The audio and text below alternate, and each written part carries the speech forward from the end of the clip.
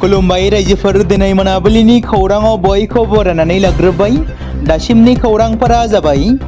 गिबि खौराङाव दङ मोनसे दुखुनांथाव खौरां। 2026 मायथाइनि बागुरुम्बा दोहौ एन्ट्रि पासआव बर' रावा लिरजायाखै।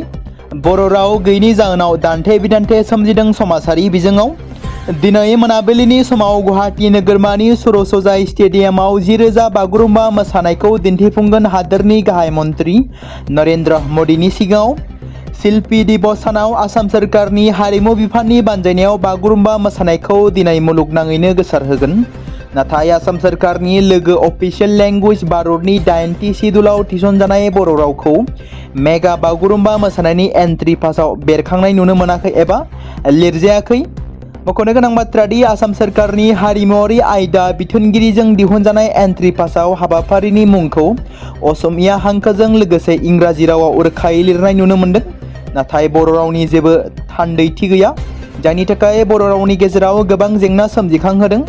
सांग्रां नोगोरारिफोरनि गेजेराव बियो मोनसे गोनांथार सोंलु सिखारदों आरो बर' सुबुंफोरनि थाखाय खालामनाय हारिमुआरि हाबाफारियाव बर' रावा मानो गोमानानै दं? मुंदांखा देंखोगिरि जुबिन गार्गनि थैनाय केसनि हियारिंआ दिनै जोबबाय।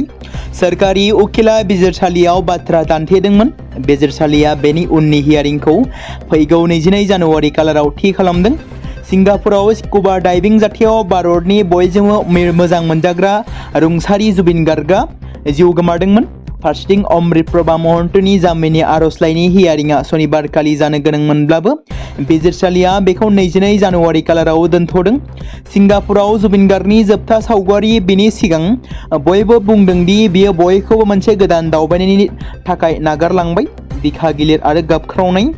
दिनैनि हियारिंआव गासै 7 दायनिगिरिफ्रा भार्चुएल महरै बाहागो लादोंमोन। मख'नो गोनांदि सोरखारजों थिसनजानाय 5 उकिलफोर बायदि बिथांमोनाबो दिनै बिजिरसालियाव बाथ्रा दान्थेलायनाय जादों। हादोरनि गाहाय मन्त्रि नरेन्द्र मदिया दिनै मोनाबिलिनि 6 रिंगायाव गुवाहाटीआव जानाय बागुरुम्बा दोहौ 2026 हाबाफारियाव बाहागो लानानै बर' हारिनि धोनि हारिमुआरि उनमोनथाइखौ फालिगोन। ससियेल मिडिया पस्टनि गेजेरजों थांनाय सानखालि गाहाय मन्त्रि नरेन्द्र मदिया फोरमायनाय बायदिब्ला बे हाबाफारिया एबा दिनैनि जानो गोनां हाबाफारिया बर' हारिनि मोनसे गेदेरथार जारिमिन। बड'फा उपेन्द्रनाथ ब्रह्मनि सिमांखौ मोगथाङाव जाफुंसार होनो एनडिए सोरखारा बर' सुबुंफोरनि जौगाखांनाय, मान सन्मान आरो गोहो होनायनि बड'फानि आदर्शफोरखौ आवगायलांनो थाखाय गोख्रोङै खामानि मावगासिनो दं।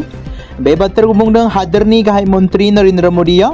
दिनैनि बागुरुम्बा दोहौ 2026आव 10,000निबो बांसिन बर' मोसाखावरिफ्रा सर'सजाय स्टेडियामाव दोरोङारि बागुरुम्बा मोसानानै दिन्थिफुंनायजों लोगोसेनो मोनसे जारिमिनारि हारिमुआरि दिन्थिफुंनायखौ नुनो मोनगोन, जाय हाबाफारिखौ ओनसोलनि बयनिख्रुइबो देरसिन हारिमुआरि नुथायफोरनि गेजेराव मोनसे जागोन होननानै साननाय जादों।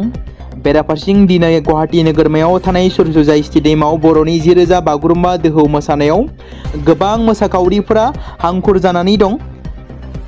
बिजनीआव BSU एबा बड'लेण्ड स्टुडेन्ट इउनियनआ 12थि गायसनथाइ सान फालिदों। बिजनी जिल्ला BSUआ जिल्लानि बेन्दोङाव थानाय मोनथाम ब्लक सुबाइजार, मानास सेरफां आरो तुरिबारि ब्लकखौ लाफानानै बिजनी जिल्ला BSUनि मावखुलियाव 12थि गायसनथाइ सान फालिदों। बे हाबाफारियाव आफादनि फिरफिलाखौ बिरहोदों बिजनी जिल्ला BSUनि आफादगिरि निप ब्रह्म बिथाङा आरो मुंख्लंफोरनो बिबार बावजेनग्रोयो PMBनि मेम्बार सन्तला बसुमतारी बिथाङा। दिनैनि हाबाफारिया मेहेरगोनाङै जालांबाय होननानै BSUनि दैदेनगिरिफ्रा फोरमायदों। अरुणाचल प्रदेशआव मोनसे दुखुनांथाव जाथाय जादों। अरुणाचल प्रदेशनि सेला लेकआव दुखुनांथाव जाथाय सोमजिनाया समाजारि बिजोङाव मोनसे भिडिअ फुटेजआ भाइरेल जादों।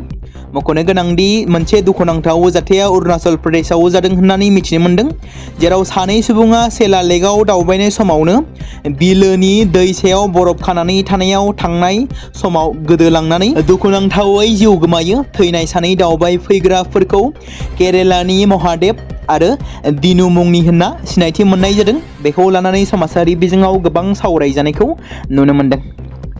मानगोनां हादोरनि गाहाय मन्त्रि नरेन्द्र मदि बिथाङा गुवाहाटीनि कामाख्या स्टेशन आरो सोनाब बंगनि हावड़ा स्टेशननि गेजेराव खारनो गोनां गिबि गोबारै खारग्रा वन्दे भारत स्लिपार एक्सप्रेसखौ दिनै फ्लेग अफ खालामबाय। आसामनि गिबि मन्त्रि डक्टर हिमन्त बिश्व शर्मायाबो कामाख्या स्टेशननिफ्राय बे बेखेवनाय हाबाफारियाव भार्चुएलि महरै बाहागो लादों होनना मिथि मोन्दों। नर्थ ईस्टनि तामिलमा नर्थ ईस्ट इउनाइटेड एफसीनि स्ट्राइकार खारग्रा आलादिन आजारीखौ आईएसएलआव नुनो मोननाय नंलिया। मख'नो गोनांदि बयजोंबो अनसायजानाय नर्थ ईस्ट इउनाइटेड एफसीनि स्ट्राइकाराव गेलेगिरि बिथाङा मिथिनो मोननाय बायदिब्ला बिथाङा इन्डोनेशियानि पेरसिजा जाकार्ता एफसीनि जानानै गेलेनो थाखाय रादाय खाबाय होननानै मिथि मोनदों, जेराव समाजारि बिजोङाव सावरायजानायखौ नुनो मोननाय जादों। बे समाव नर्थ ईस्ट इउनाइटेड एफसीनि दुखुनांथाव खौरां होननानै बुंनांगोन। बे समाव मोनसे गोनां फोसावथाय बर' सावथुन नायनानै मोजां मोनग्रा गासै बर' रायजो राजाफोरनि गेजेराव लानानै फैदों। मोनसे बर'नि OTT प्लेटफर्म गोनां, जाय प्लेटफर्मनि गेजेरजों नोंथांमोना बर'नि गोदान गोजाम सावथुनफोरखौ नुनो मोनगोन। थांनाय माखासे बोसोर सिगां बर'नि गेजेराव लानानै फैनाय निउबो एप बायदिनो फिन आरोबाव लानानै फैदों बर' रायजो राजाफोरनि थाखाय। बे बाथ्राखौ मख'नाया गोनांदि 2025 मायथाइनि जानुवारि दानाव ओंखारनाय आंगो स्ट्रीम मुंनि मोनसे OTT प्लेटफर्म गोनां निउबो एपनि गेजेरजों नोंथांमोना गोबांथार बर'नि सावथुनफोर जेरै ट्रेजेडी, रमान्टिक, एक्शन आरो कमेडीजों बुंफबनाय सावथुनफोरखौ नुनो मोनगोन। जेरै सनानि नखर, थांखि गैयै समाज, अनसुला आफा, हिर', बिमा बायदि बाजै, अर, थैसाम, वान्टेड, संदान आरो रं नाम्बार बायदि सावथुनफोरा मख'जाथाव। बेफोर सावथुनफोरखौ नायनो थाखाय नोंथांमोना गिबियावनो आंगो स्ट्रीम एपखौ गावनि मबाइलाव थानाय प्ले स्ट'रनिफ्राय डाउनल'ड खालामनानै लोगोसे इनस्टल खालामनानै गावनि मबाइल नाम्बारजों लगइन खालामनानै लाग्रोनांगोन। बेनि उनाव नोंथांमोना गोबांथार नुनो मोनै सावथुनफोरखौ गुगोल पे, फन पे आरो पेटिएमजों रं नाम्बार सावथुनखौ नायनो थाखाय 60 रां आरो संदान सावथुनखौ नायनो थाखाय 80 रां, वान्टेड सावथुनखौ नायनो थाखाय 60 रां, थैसाम सावथुनखौ नायनो थाखाय 60 रां, बेबायदिनो गोबांथार नुनो मोनै सावथुनफोरखौ नायनो थाखाय सुबिदा खालामनानै होदों आंगो स्ट्रीम प्लेटफर्मा। फिन नोंथांमोननि गेजेराव फोरमायबावनो लादों बर' सावथुन नायनानै मोजां मोनग्रा गासै बर' रायजो राजाफोरनि गेजेराव लानानै फैदों मोनसे बर'नि OTT प्लेटफर्म गोनां, जाय प्लेटफर्मनि गेजेरजों नोंथांमोना बर'नि नुनो मोनै सावथुनफोर जेराव गोदान गोजाम सावथुनफोरखौ नुनो मोनगोन। बे बाथ्राखौ मख'नाया गोनांदि 2025 मायथाइनि जानुवारि दानाव दिहुनजानाय आंगो स्ट्रीम मुंनि मोनसे OTT प्लेटफर्म गोनां एपनि गेजेरजों नोंथांमोना गोबांथार बर'नि ट्रेजेडी, रमान्टिक, एक्शन आरो कमेडीजों बुंफबनाय सावथुनफोरखौ नुनो मोनगोन। जेरै रं नाम्बार, संदान, वान्टेड, थैसाम, अर, बिमा बायदि बाजै, हिर', अनसुला आफा, थांखि गैयै समाज, सनानि नखर बायदि बायदि सावथुनफ्रा मख'जाथाव। बेफोर सावथुनफोरखौ नायनो थाखाय नोंथांमोना गिबियावनो आंगो स्ट्रीम एपखौ गावनि मबाइलाव थाखानाय प्ले स्ट'रनिफ्राय इनस्टल खालामनानै गावनि मबाइल नाम्बारजों लगइन खालामखांनायनि उनाव नोंथांमोना गोबांथार नुनो मोनै सावथुनफोरखौ गुगोल पे, फन पे आरो पेटिएमजों रं नाम्बार सावथुनखौ नायनो थाखाय 60 रां, संदान सावथुनखौ नायनो थाखाय 80 रां, वान्टेड सावथुनखौ नायनो थाखाय 60 रां, थैसाम सावथुनखौ नायनो थाखाय 60 रां, बेफोरबायदिनो अर सावथुनखौ नायनो थाखाय 60 रां पे खालामनांगोन। बेबायदिनो गोबांथार नुनो मोनै बर' सावथुनफोरखौ नायनो थाखाय सुबिदा खालामनानै होदों आंगो स्ट्रीम प्लेटफर्मा।